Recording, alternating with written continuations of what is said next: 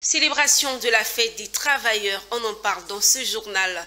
Ce jeudi 1er mai est célébrée partout dans le monde la journée internationale du travail. À son siège d'Adjamé à Abidjan, la centrale syndicale humanisme n'est pas restée en marge large des festivités. Occasion pour elle de dire ses attentes au pouvoir public.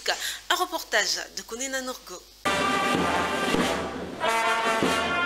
Le 1er mai 2025, marquant la célébration de la fête du travail, a été célébré par la centrale syndicale humanisme au gymnase des sapeurs-pompiers à Adjamé.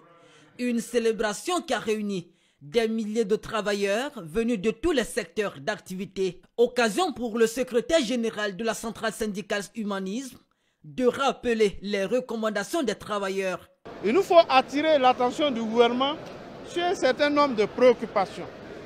S'il est vrai que la revendication nouvelle de la prime liée à tous les fonctionnaires de Côte d'Ivoire et agents de l'État est une revendication nouvelle, qu'elle devait travailler à l'intérieur des dispositifs établis pour cela, nous avons le regret de constater qu'il y a eu des soubresauts.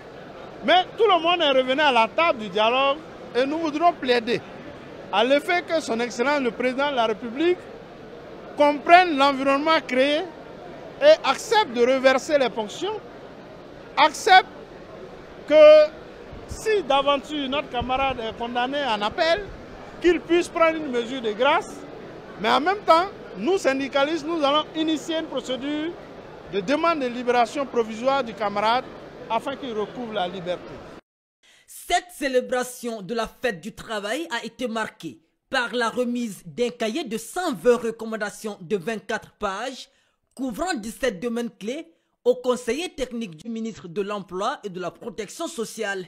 Des recommandations qui vont de la dénonciation des entreprises qui refusent d'appliquer le SMIC et le minimum catégoriel aux revendications dans le secteur éducation-formation, en passant par la situation des domestiques.